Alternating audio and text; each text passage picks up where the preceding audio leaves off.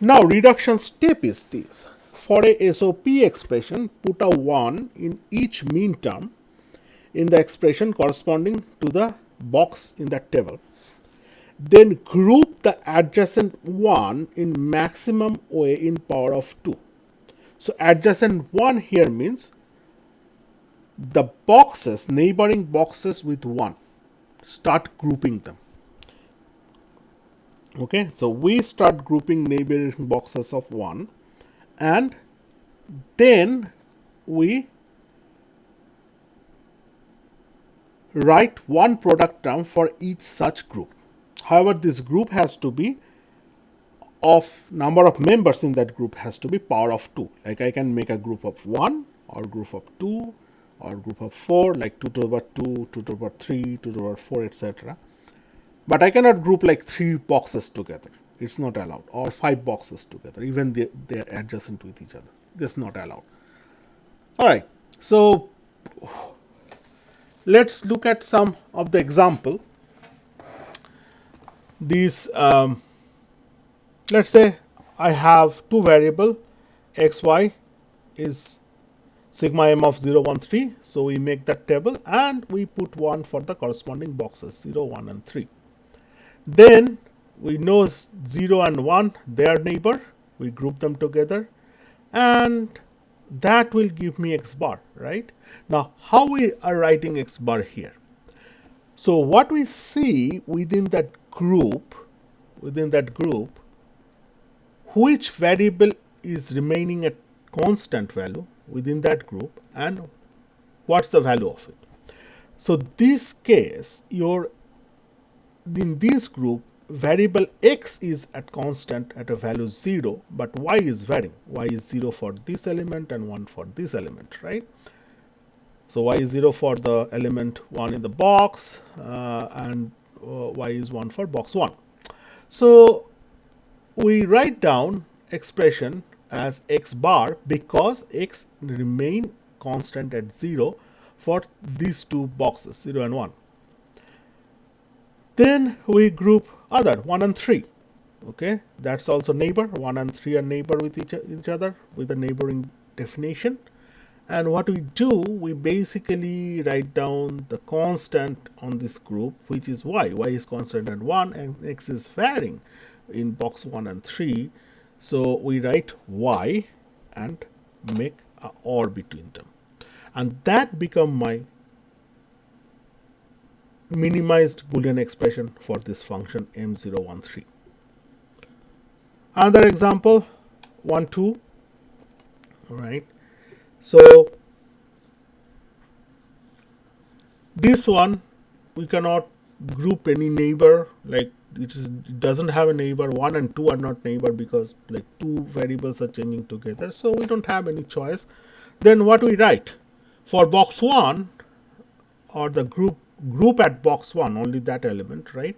That term is x is constant at 0, y is at 1. So my term become x bar y, x bar y, yeah, this one, the second term in that expression.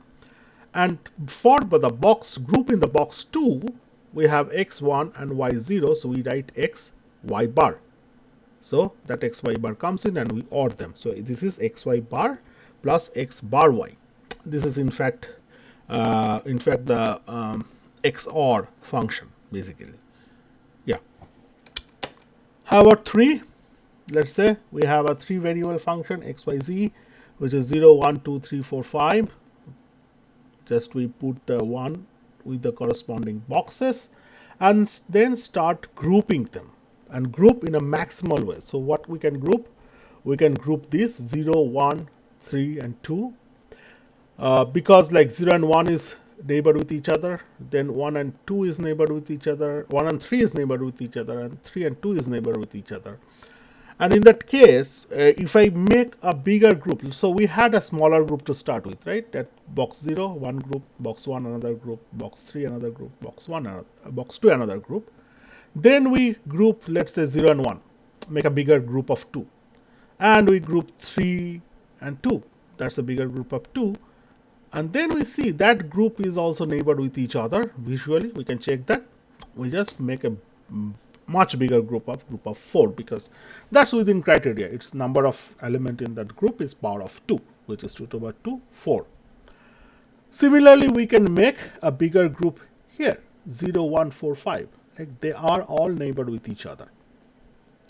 Then what we do, we write x bar, y bar. Why? For the group which for 0, 1, 3, 2, that group, y and z is varying within that group, but x is at constant value 0, so we make x bar. And within this group 0, 1, 4, 5, what we do, we see the x is varying, y is constant at 0, but z is also varying, so that group's expression we write as a y bar and we OR them. So that's why x bar or y bar. Another example, 0, 2, 4, 5, 6. So we group 4, 5, we can group them. And remember, this h columns are neighbor with each other, so we can group this guy. 2 and 6 is one group. Let's say if we start with a group of 2, and 0 and 4 is another group, but this side columns, h columns, are also neighbor with each other, so we can group 0, 2, 4, 6 in this manner, and we write down xy bar plus z bar. So xy bar comes from group of 4, 5. X is constant at 1, y is constant at 0. So for this group 4, 5, we have xy bar.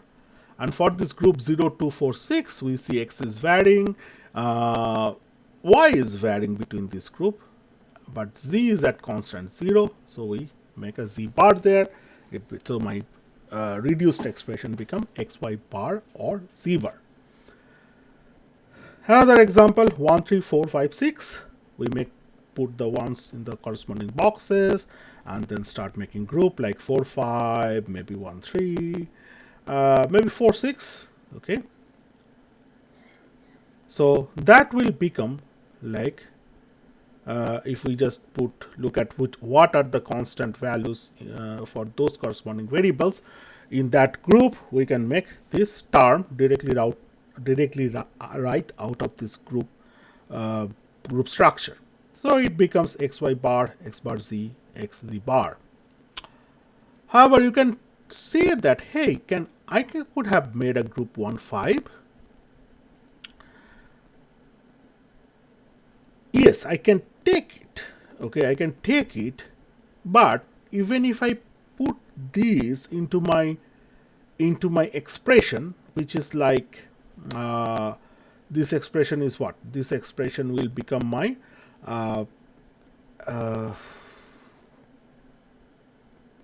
y bar z, right?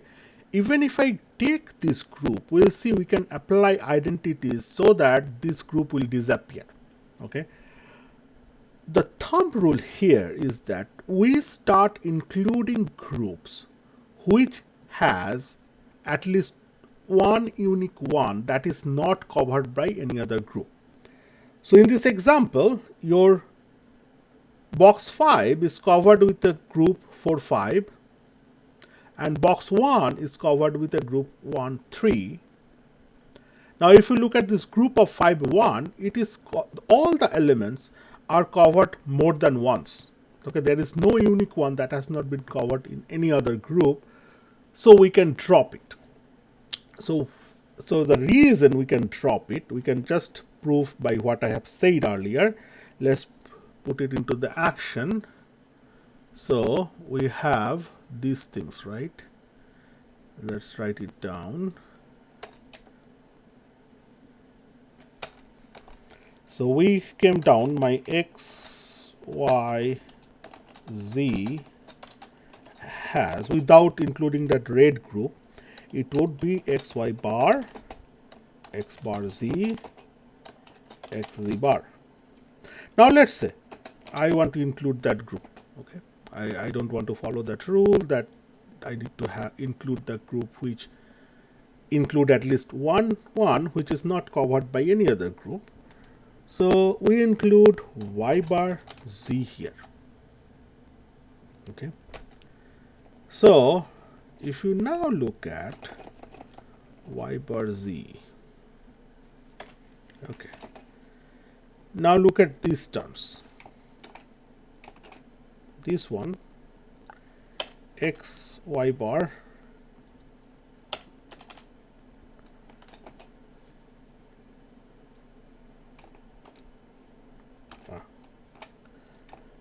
I'm just rearranging those terms.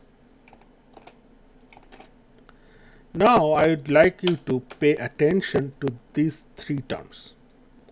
So y bar is going with x or paired with x, z is paired with x bar, and we are pairing y bar z.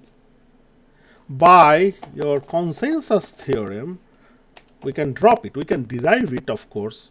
I have shown it in the earlier previous lecture, that how that consensus theorem can be derived. But here we are applying that consensus theorem, and by consensus theorem we can drop y bar z, which means I kind of come back to my original expression that we have derived from the K-map, following the K-maps rule, that I don't want to include any group which doesn't have a unique one covered within them.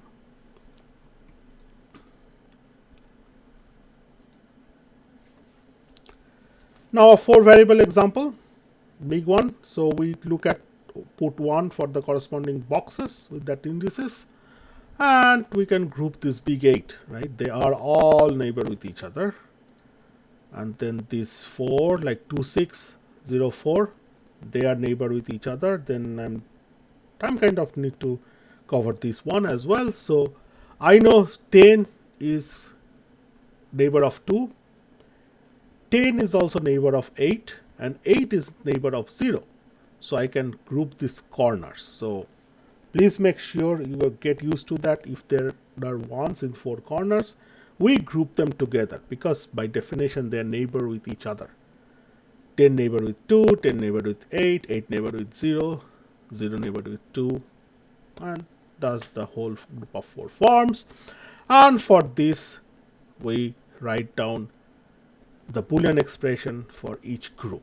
We see what variable is constant within that group, and we write those in that corresponding form. If the variable is 0, we write complementary form of the variable. If variable value is 1 within that group, we write uncomplemented form of that variable. All right.